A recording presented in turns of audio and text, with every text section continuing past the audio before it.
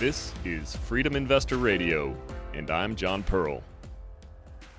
It hit me like a freight train when I realized there was a better way, when I discovered that I could take my future into my own hands, when I realized I could invest my way to freedom.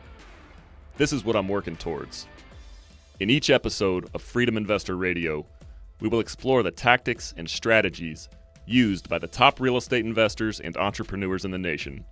We will learn how you can start investing your way to freedom and take control of your life. Thanks so much for tuning in.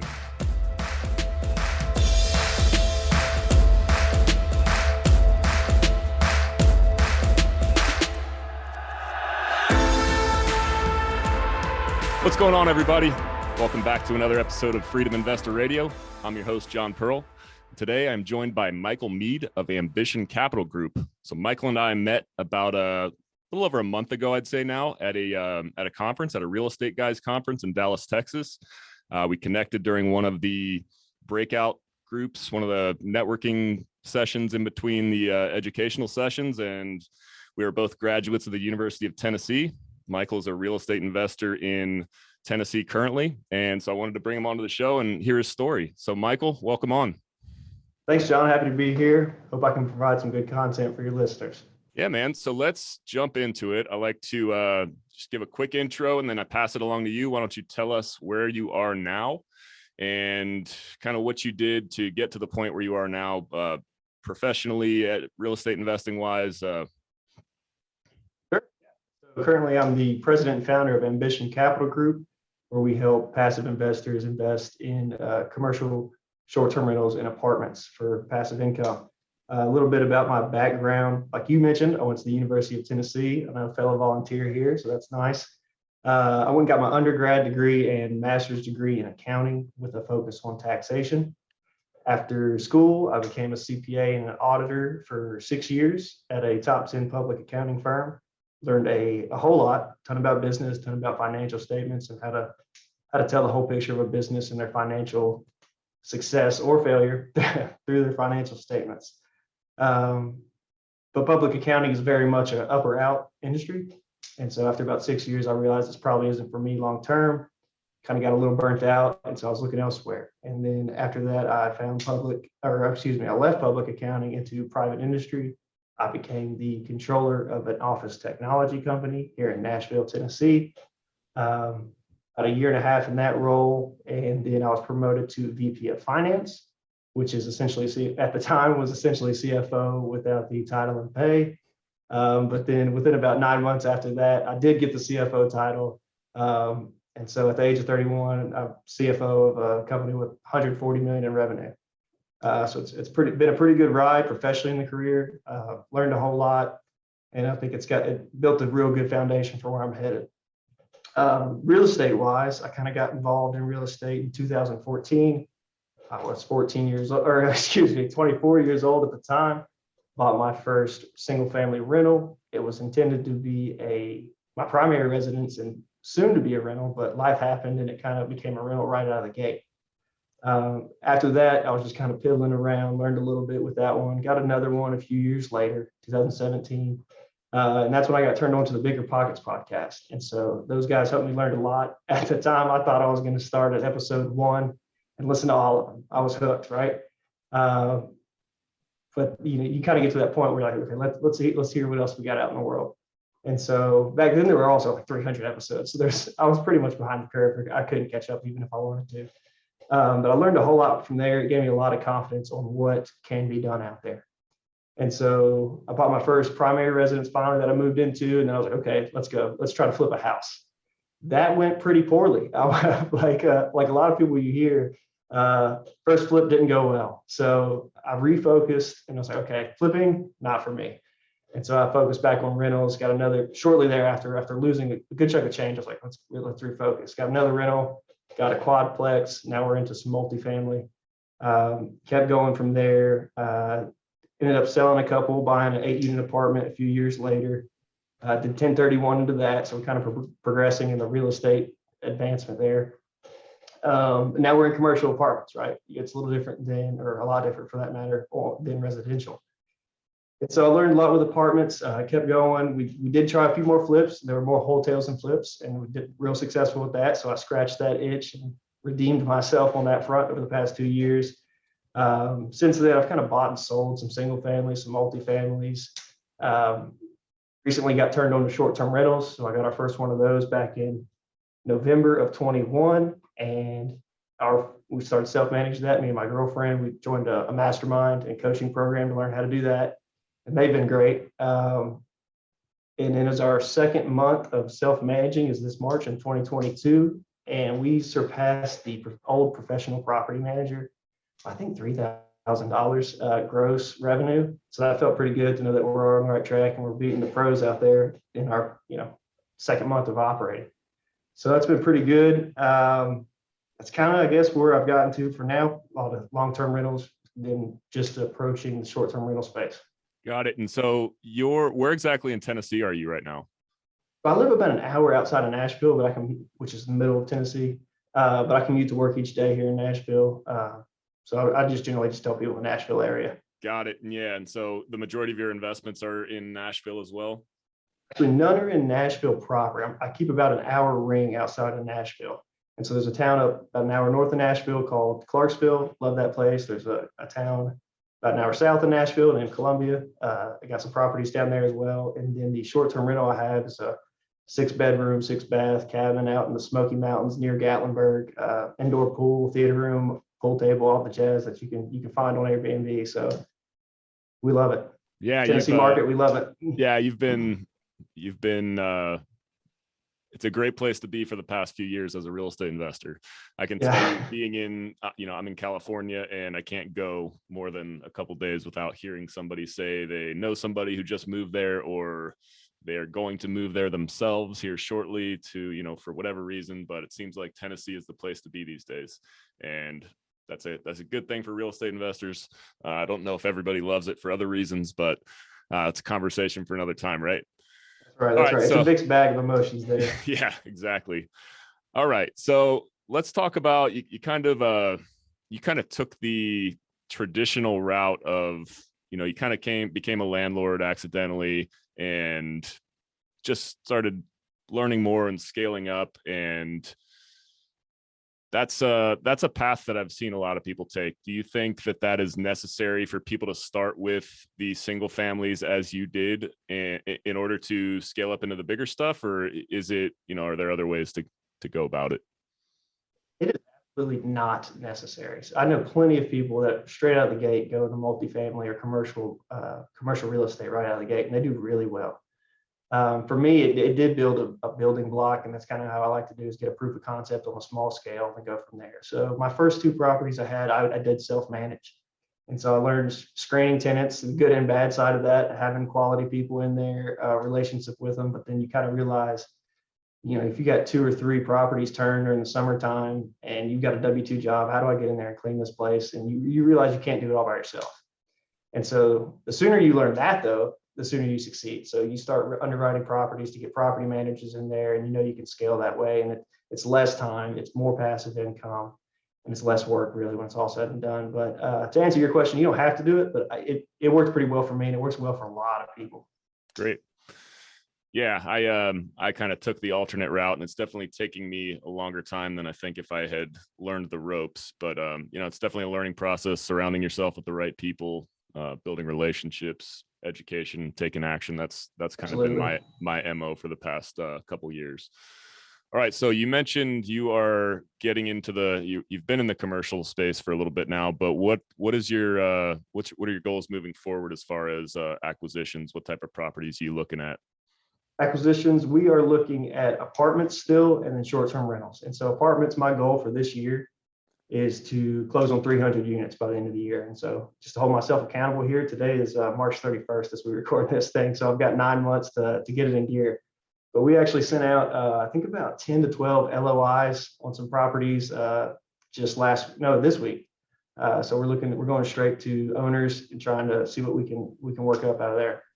That's great. And are you, excuse me, moving on to working a full-time job and managing a portfolio of rental properties. Let's talk about the time management. How has it been managing a portfolio of rental properties? You got to deal with tenants. You said you were managing some of these properties yourself, CFO of a company.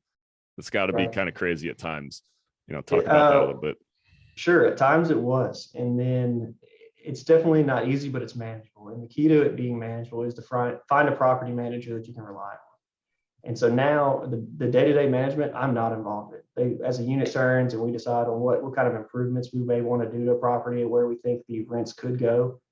And is the improvements, do they justify the increase, or do the increase in rent potential justify the improvements, or should we just keep it pretty same and manageable? So I make I'm more manage the manager than the asset at this point. And I think that's key. You don't want to be in the day-to-day screening tenants and changing toilets like everybody says.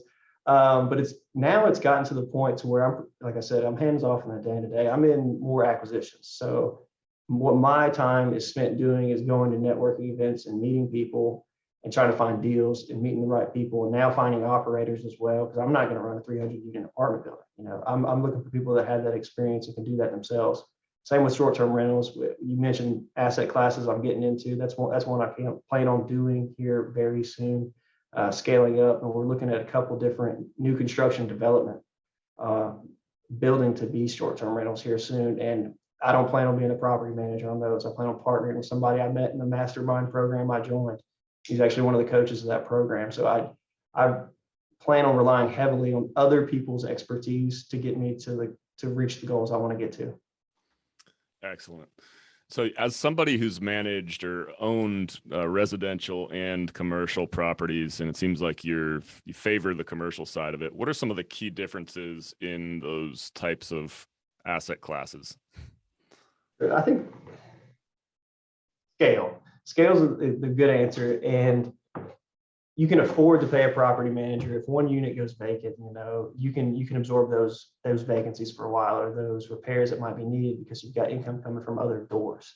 And really, as a finance guy, to me, the answer that I really immediately go to, that I kind of put my foot backed away from, is the financing's totally different. The valuations on these properties is totally different. A home to a 4-unit, a quadplex, maybe, duplex, triplex, quadplex, the value that an appraiser is going to give it and that a bank will lend against is based on comparable home sales. And so you could think that property is worth $1 million, but if the one right next door sold for $200,000, the banker's not going to lend you $800,000 on that property. Now, if you have a commercial building, the valuation is strictly based on the net income of that property, because the banks are now evaluating it for the income stream from it. So they will use a cap rate in that going market to value what that home is worth based on the income and the debt service that you can meet your loan of. So you're able to control the valuation of your property significantly. And so when I'm deciding on an upgrade to an apartment versus a single family rental, it's totally different. If I know if I can increase rents in an apartment by $1,000, or let's say $100 per door, $100 over 12 months is $1,200 a year. If I do that at a 6 cap, sorry, you're talking to accountants, I'm over here on my 10 key. At a 6 cap on $1,200 a year, that's a $20,000 improvement on that property, right? And so, okay, well, how much do these repairs cost me? If they only cost me $5,000 to make, but I can improve the value of the property by $20,000, it's a no-brainer.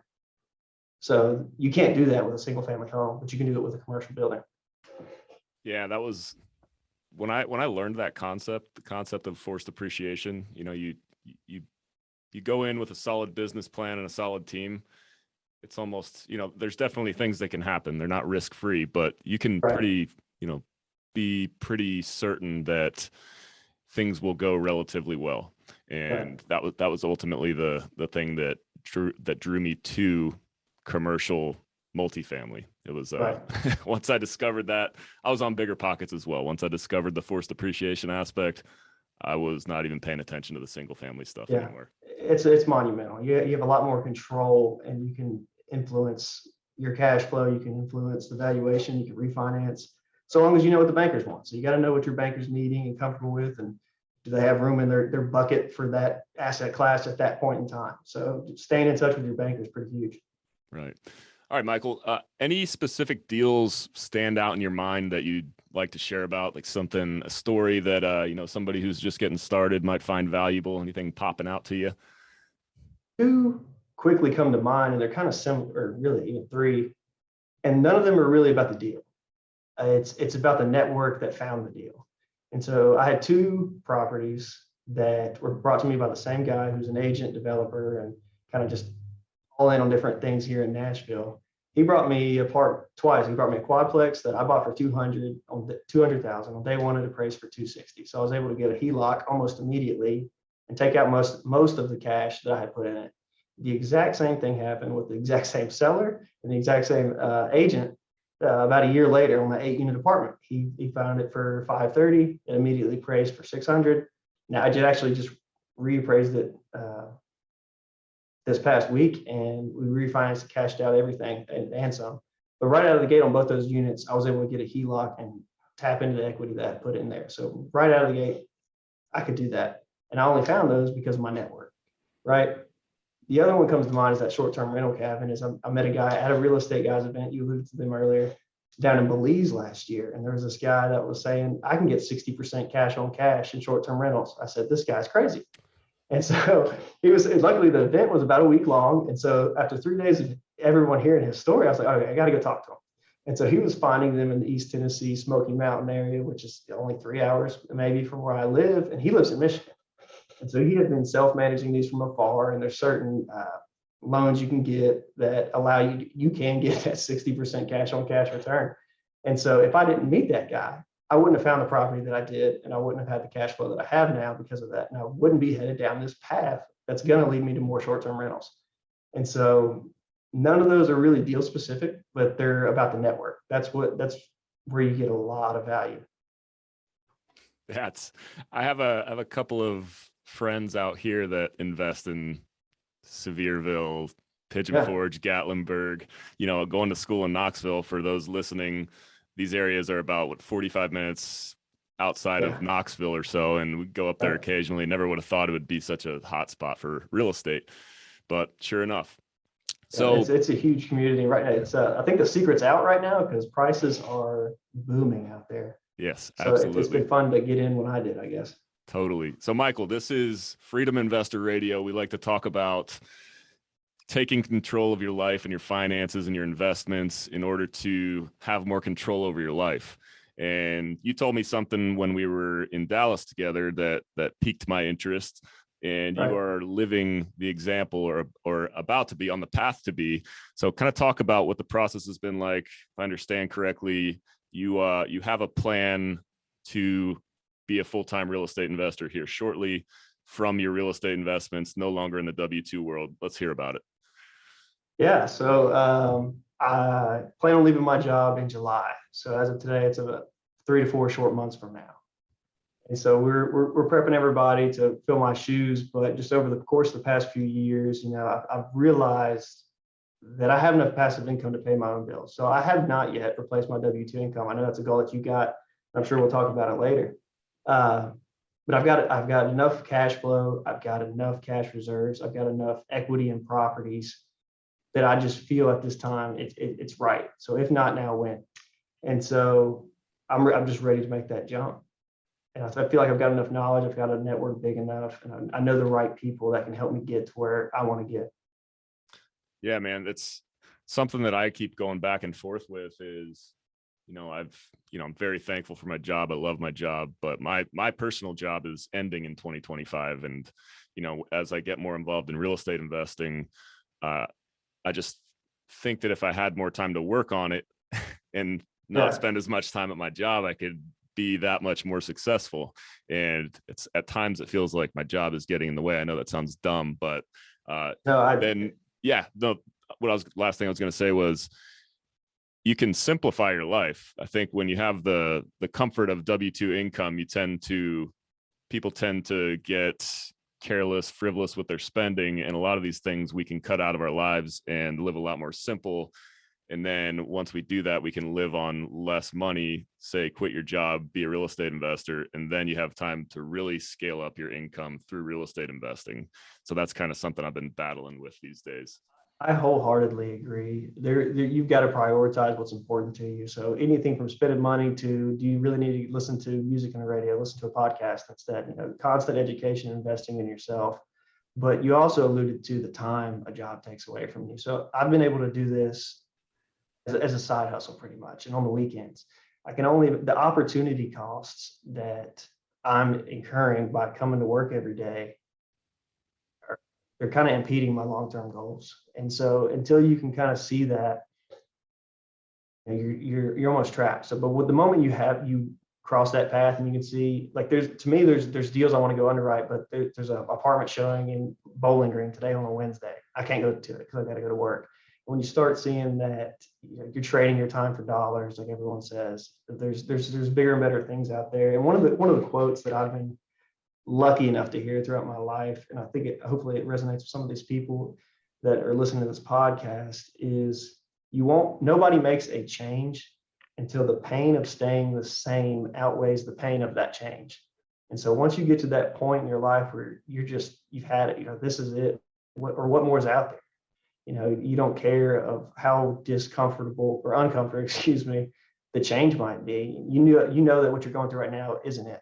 Life's got more to offer than that. And so once you cross that path, I think your mind shift changes and you're on the right path, set free. Yeah, man. It's so, as somebody who's in it right now, your employer knows what your plan is. You could probably get out if you really wanted to and go back to your W-2 job at this point, but for all intents and purposes, you're committed to this and you'll be leaving your W-2 job. What's going through your head right now? Any mindset shifts taking place, or any difficulties, mental battles? They cross your mind. You have second guess, like, oh, you have good days. And I wouldn't mind sticking around for a little while. And it stinks because you have projects left undone. There's still work that I wish I could have seen accomplished and gotten some things across the finish line. And I work with a great group of people, so it's going to be tough to leave them. But then there's those moments come where, again, I can't go view this apartment because I've got to go to work, or I'm waking up at 4 a.m. to work on my business every day during the week, and it's pretty exhausting after a while. I'm a pretty relaxed, laid back guy, and I don't really notice when I'm putting in tons of hours. But here lately, it's kind of hit me how much I'm working, and something's got to change. Does that answer your question? I'm sorry, I kind of blanked there. No, it's good. It's a lot to deal with mentally, and I've kind of been going through that as well. I was actually just talking to my wife about this same thing last night, and I've been on this path for a couple years now, and there's ebbs and flows. There's times when you're motivated to do it, times when it's fun, and then there's times when it just sucks and you got everything going on and you just got it. I think those are the moments that separate the ones who succeed in the long term versus the ones who quit and go back to the comfort of the W-2 life or whatever it may be. Absolutely. But I kind of feel like I'm going through that right now, and it's, just gotta dig deep. And for you, I'm stoked that, like, when you told me that you're on the path, I was like, I got to get you on the show, man. It's you're going through it. Yeah, I'd like to add, you mentioned something you just said, kind of put this in my head, is last night I was on a mentoring call, and there's a guy he had made the comment that he's ready to leave his work, and he can do real estate full time, investing full time. And one of the leaders of the program, it's part of the real estate guys, so we're in their inner circle. It's a great program. For anybody that doesn't know, I recommend checking them out. But one of the leaders of the group says, if you don't like your job, or if your job's about to end, you can always go find another job. So let's say if you don't like it, or you leave, your job closes, then you're going to have to go get another job, or you can try something else. And if you fail, then you're right back in the same position. You got to go get another job. So you're really not taking any risk, right? And one way or the other, if it goes south, you retain to be, or you continue to be, a W-2 employee, or you succeed. So it's an easy decision to make once you kind of put it in those terms. Yeah, I agree wholeheartedly with that. So you've mentioned mentorship a couple times. How has mentorship changed, or what has it done for your investing journey thus far? It's huge, and even I'm part of a program, like I mentioned earlier, and it's monumental. But it doesn't even have to be a paid mentorship or anything. If you just go to networking events and you be in rooms where people are doing things and learning and doing things bigger than you, and you're not the smartest person in the room, I'm sure everybody's heard that saying, you never want to be that person. And so I'm currently in a program where there are people that have raised hundreds of millions of dollars. There's guys that I want to buy 300 apartments. He does that in a month, right? And so there are people that are actively doing what I want to do. Why would I not want to spend more time with those people? And so once you start hanging around with those people doing it, you see that it is achievable. They're just normal people as well, right? So if they can do it, you can do it. And when you see the way their mind thinks, you start thinking like them. And everybody's heard the saying, you become the average of the 5 people you're most around. That's real. And so if you're around a bunch of people that are doing big things, you will soon be doing big things. Yeah. I at that real estate guys event in Dallas, that VIP lunch, you could choose who you sat next to. I sat next to Dave Zook, or at his table. Oh, goodness, I feel like just being around him changed my whole mindset on the level of my thinking. So yeah, man, that's awesome. Yeah. All right. So we're dealing with a little bit of kind of an uncertain economic environment right now. How does your strategy change moving forward in this environment? Or are you kind of just keep your head down, moving straight forward, stick to the plan type of guy? I think you've got to change, or you've got to at least be aware of what's happening, right?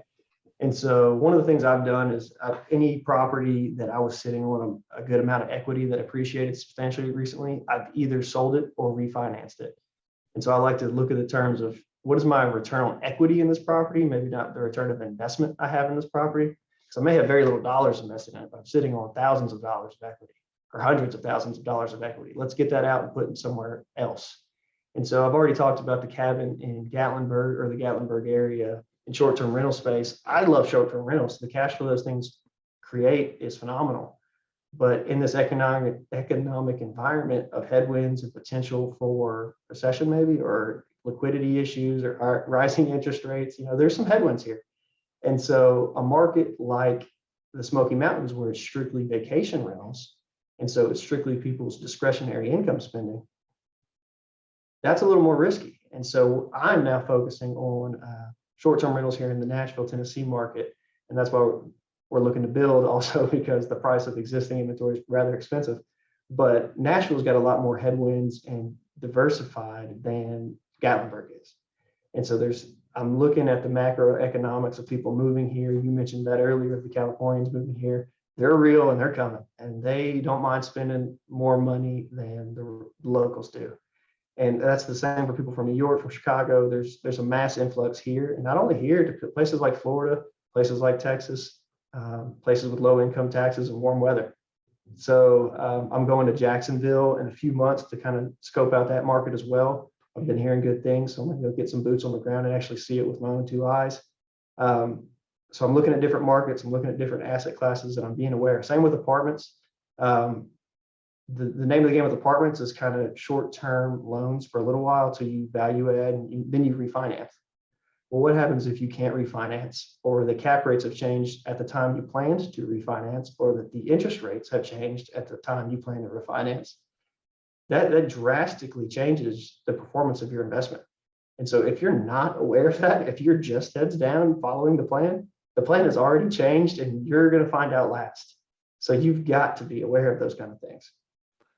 I like your answer. Great answer, Michael. Thank you. All right. So one more question. I ask this to all my guests. So I work at a nuclear power plant that is shutting down in 2025. And my mission is to replace my W-2 income with investment income from real estate.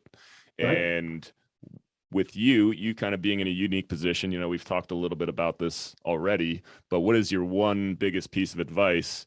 And I'm really looking forward to hearing this coming from you right now, that you would give to us, people in my shoes, other people in a similar situation where they're just sick of it and they want to get out and be in control of their lives. What's your one piece of advice for those like us? Absolutely. So you got to remember, you're talking to a recovering CPA here. So I'm an accountant at heart. So what I do, and what I recommend everyone should do, is know what your monthly expenditures are. Calculate how much you spend a month. What do you want your lifestyle to be? Is that $5,000 a month? Is it $10,000 a month? Is it $20,000 a month? Let's say for numbers' sake, it's $10,000 a month, right? You should, like everyone says, you should have 6 months of reserves. You should have, so 10,000 times 6 months, $60,000 tucked away, rainy day fund. Now you also know 10,000 a month. Okay, what can I do to invest to make 10,000 a month? If you're going to assume, which again, for easy math's sake, let's assume you get 12% annually somewhere, cash on cash returns, or some fashion of that, right?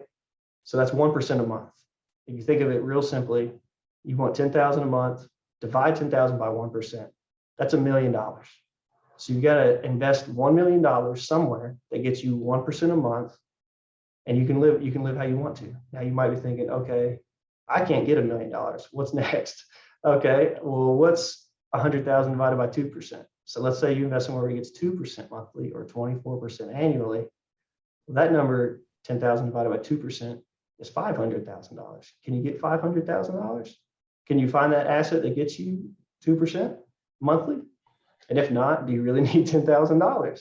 Can you do 6? Can you not get that? Instead of an Audi, you drive a Toyota? Like, what's really important to you? And you've got to prioritize. Do you need a J. Crew shirt, or can you just buy a Hanes Fruit of the Loom t-shirt? So it really, a lot of people call it finding your why. To me, it's a lot more similar to that. Is what's more important to you, And to me, is it the nice things or that you budget for, or I got sidetracked there, but I would know your numbers, know what you need, and prioritize what's really important in your life. No, man, I think that's honestly, I think the best answer I've heard so far. And I think a good starting place for that, what you mentioned, is just getting a hold of your monthly expenses. I think it's easy with all of the stuff, all of the little paid monthly automatic subscriptions that you can get, the Netflix, Amazon, there's thousands of those different things. Right. Those can add up. I think if you're not keeping a close eye on your monthly expenses, you'd be surprised what you'll see once you do start doing that. Because I do that every 6 months. I try to, roughly, and try to get things back under control. And I'm always surprised, like, wow, I didn't, oh yeah, I remember doing that, but I kind of forgot. So yeah, man, that's great advice. Yeah, when COVID hit, I think I had a Planet Fitness membership for 2 years and never stepped foot in the place. But it was $20 a month. So you kind of just let those things slide. Same with Netflix or Pandora or whatever's out there. Absolutely. All right, Michael. Well, where can people find you if they want to get a hold of you? Sure. The best place to contact me directly is just LinkedIn. So Michael Meade on LinkedIn. You can find me there. We also have a free report we're issuing now on the number one best way, or the best strategy to increase your income and your net worth while paying no tax. Ooh. And to get that free report, you can send an email to taxfree@ambitioncapitalgroup.com. I will definitely be checking that out. From you being a CPA, I want to see what those strategies are. All right, Michael, thank you so much for joining us, and it's been a pleasure. Ladies and gentlemen, Michael Meade. Thanks, John. Thank you for listening to Freedom Investor Radio. If you like what you heard, make sure to rate, review, subscribe, and share with a friend. Thanks again for listening.